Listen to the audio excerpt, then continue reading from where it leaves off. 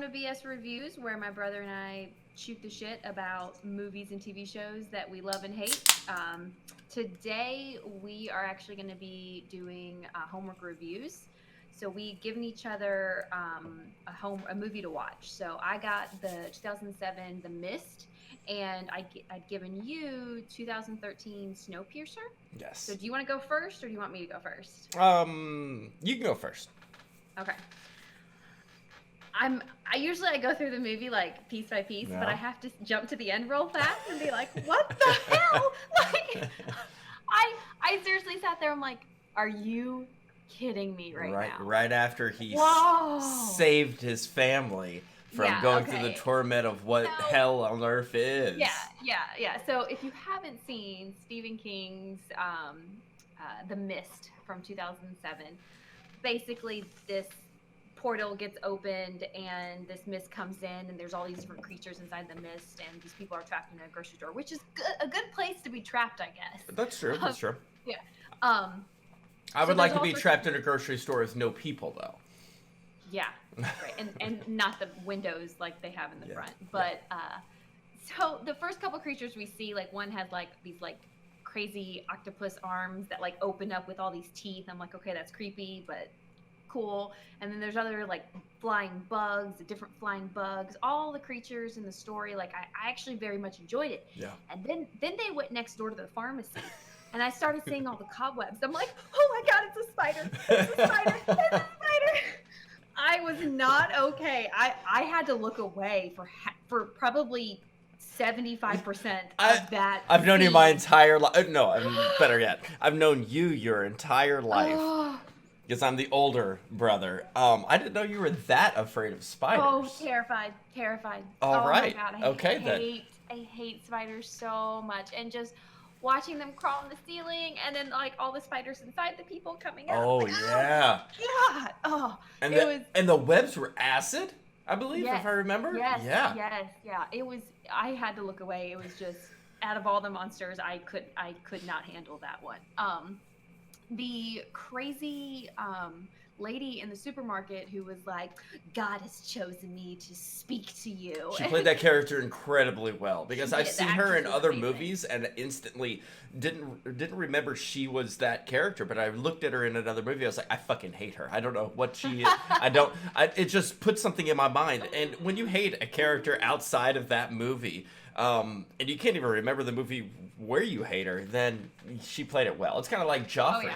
Everyone hated Joffrey so much, motherfucker quit acting.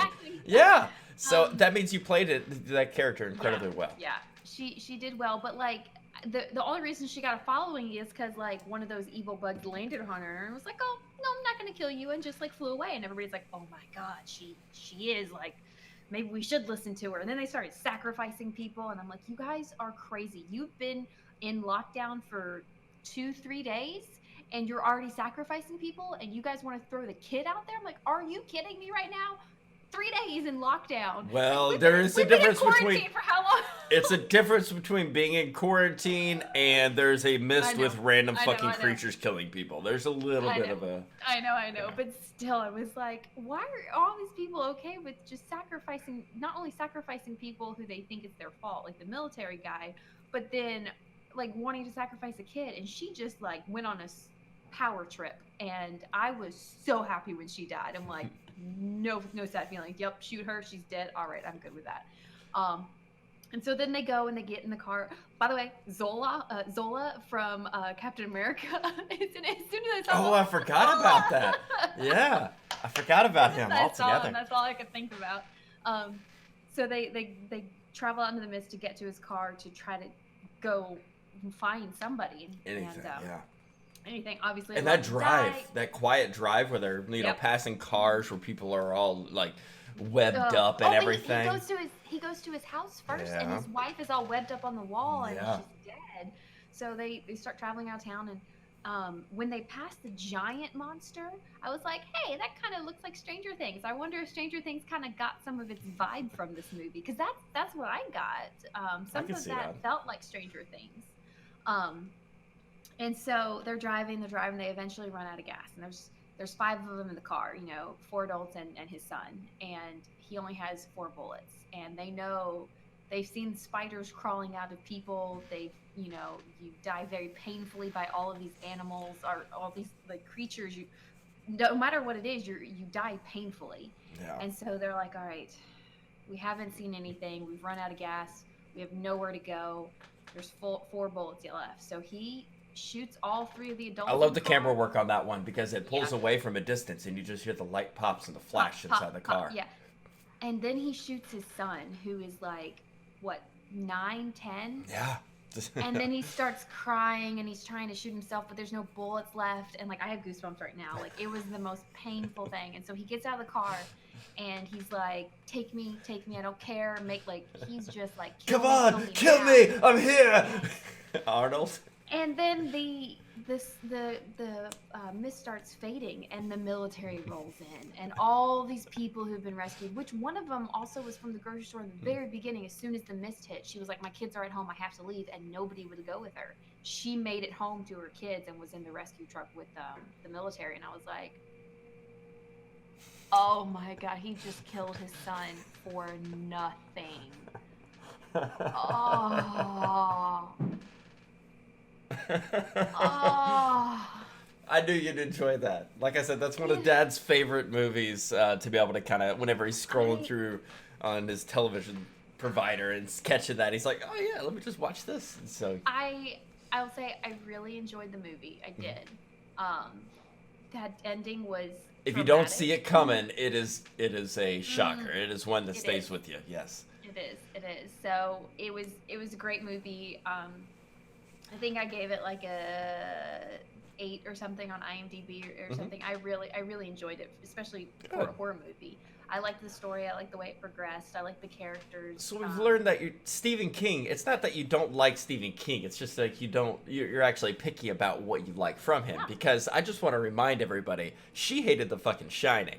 I didn't hate it. It's just yeah, you did. Didn't get it. It wasn't scary. It wasn't scary. Like, let's not get into a review. I was just pointing it out. Anyways, I did enjoy this one. I thought this was good. So that was my review of 2007's The Mist. Good. A horror movie you enjoyed. Who would have thought? All right, so my turn then. I had Snowpiercer. And I enjoyed this. I saw a lot of, because it is Chris Evans, I saw a lot of Captain America in him. I could see, this was before he became Captain America, no, or it was like after. Okay, this came out in 2013. Okay, gotcha. I can definitely see a lot of Captain America in there, and I'm not gonna lie. A lot of the movie, I was like, that's Bucky, and he put, you know me, I'm gonna jump around a little bit. So he puts his hand inside the grate thing, and I'm like, he's gonna get his arm ripped off. Bucky would be okay with that. The combat scenes and everything, and I saw a lot of Captain and his speeches. I really liked. He had a speech where this woman's one of the main ladies in it, who is one of the people at the front of the train, is talking to him, and she's trying to convince him that he belongs in the back of the train, and societies and stuff like that. But he leans in, he's like, I don't give a shit about what you think, and I was like, I like the way he said that. That's kind of the way I say that stuff, So. He dropped a lot of bombs in there because it's weird seeing. Yeah, it's weird seeing Captain America cuss as much as he did. It wasn't like an over the top vulgar, but he had a lot of emotion in this. But the movie it does kind of put him apart. I think with him being like so scruffy and everything. Yeah. I know in Infinity War he was scruffy, but I feel like when he has his like full beard and everything, it sets him apart from clean cut Captain America. Agreed. Yeah. So the basis of the movie is the global warming fucked the planet. And because of that, they made a chemical that they released in chemtrails across the sky and to cool the temperature of the planet. It went fucking wrong. Everything froze. Everything froze. So this is 17 years into this train being running.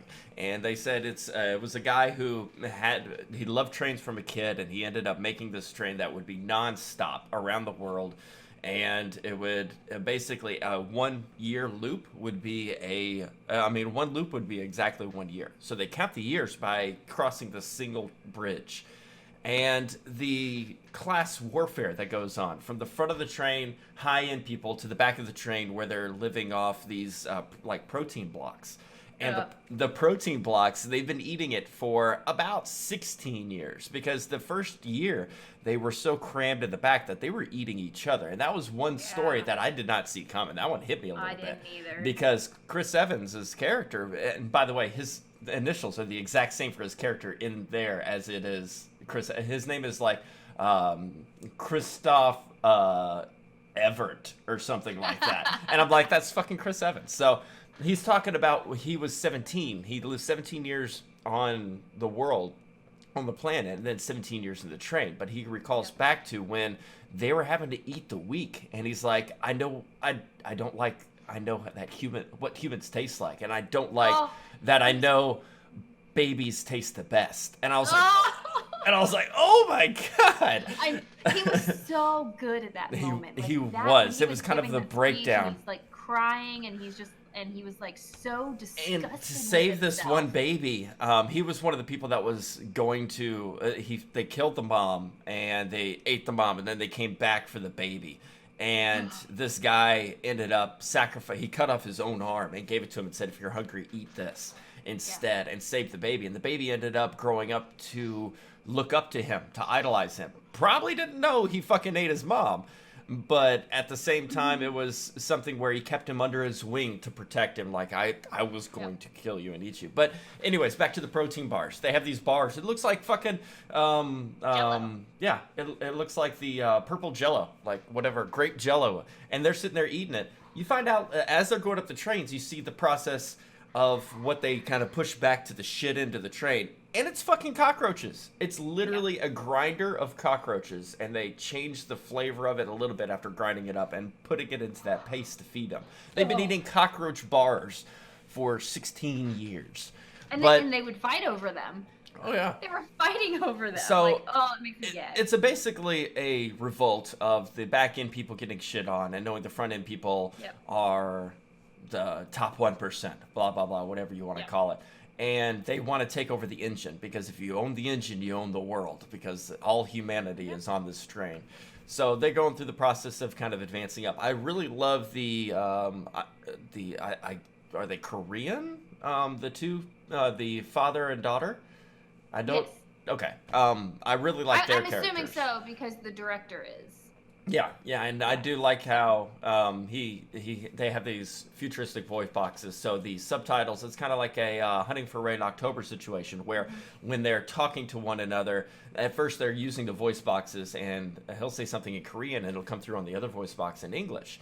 But then once they establish that, they don't need the voice boxes as much throughout the movie, where he talks Korean, but the subtitles appear at the bottom. And so it's kind of they could have taken it one step further where it spoke Korean on there, but I really like those characters because it showed a guy thinking that you can live outside. And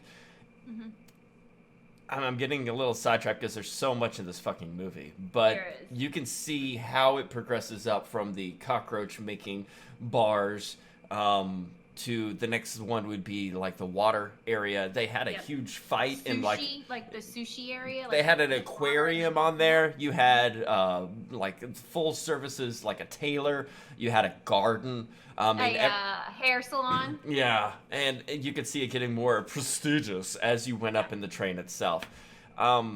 The combat, I didn't think it would be that great because it's a fucking straight line train, but it was pretty cool. Sometimes they go around bends, and one guy was shooting through the glass as the front end of the train was coming around to shoot at Chris Evans' character, and they were shooting back and forth, which that was a pretty cool visual effect because that bend was the only time you don't see a straight fucking line. You see the front end of the train as it's turning. Anyways, so get all the way up to the front of the train, and they find out that they try to encourage these revolts every so often, mainly because if the population gets too high on the train, it's not going to be enough supply for everybody.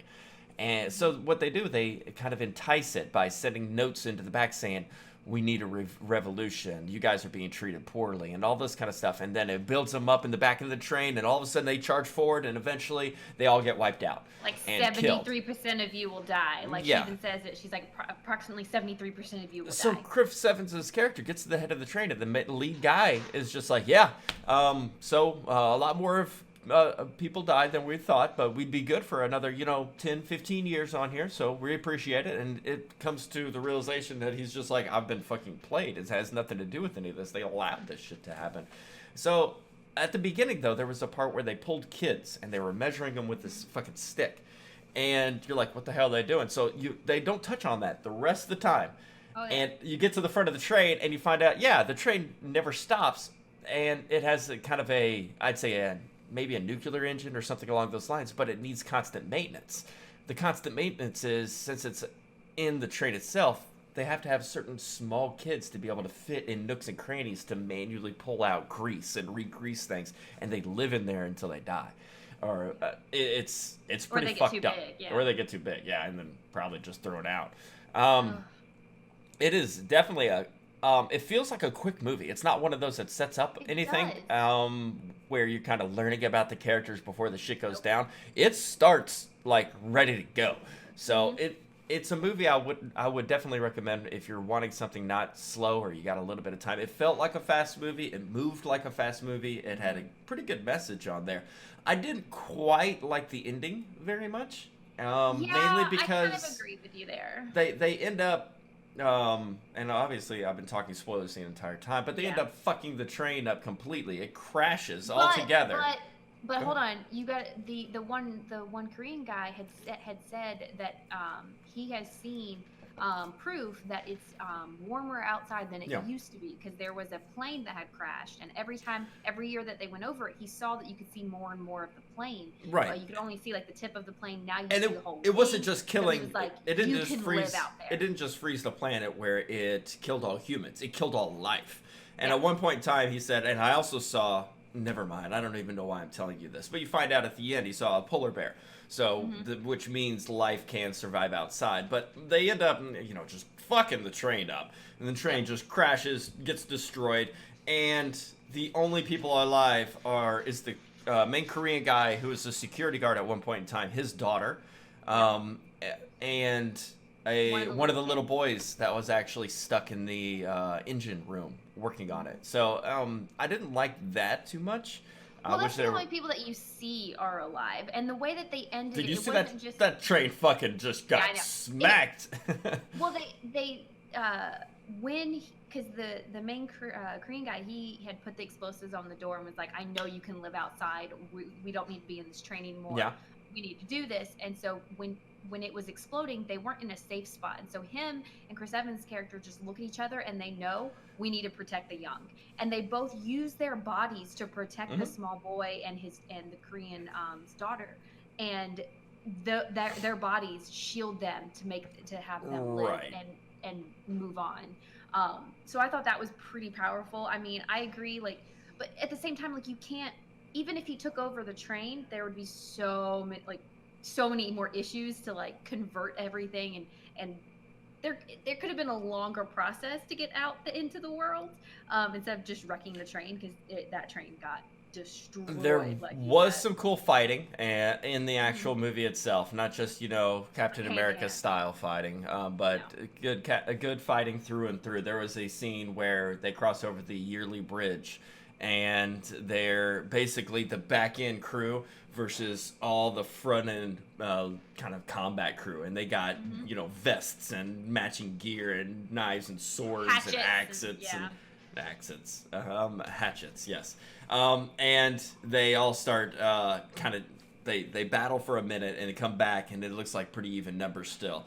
And then all of a sudden they pull down their night vision goggles and turn them on, and a tunnel comes up, and it just goes nighttime, and it's basically the back end's fucked. They can't see anything, and they start getting wrecked until somebody's like, "Hey, let's light something up," and they light torches and kind of take advantage of the situation. But it's a lot. I'd say it feels like a comfortable movie. It doesn't set your anything outside of what you're used to. It doesn't force you to kind of think outside of the box. Yes, it's a train, but it's just a compact version of social life. I definitely recommend it. It's a good watch. There is a TV show coming out based on this. So wait, what's your rating? And then I do want to watch the trailer. My rating's a 7.5. Okay. Which is actually pretty good for myself. It's not a bad one. And as for the TV show side of things, I'm probably not going to watch the TV show. Mainly because... No. The TV show, it doesn't matter what time frame it's in. If it's based upon the train, then what's the fucking point? Because you've already seen the movie basically knowing how everything ends. Yes, you could watch how all of it is built internally, but if this is the TV show going to be like when they were eating babies to this point in time when Chris Evans's character comes around? Or is it going to be it's going to take the same story and completely put it in a different, like... Yeah, but you know how it ends. Unless they decide to do something different. They do that all the time. It could be loose based on it. I don't know. I haven't seen it, but... it could be loosely based on where it's the idea of the train and the different categories of the class, but they could go with a completely different character set, completely different stories, and they could end up like I have no interest taking over the train and then trying to figure out if they can stop it, like the longer story basically. Yeah, and turning into the front end of Deadly Crew, blah blah blah. But I'm glad you liked it. Yeah.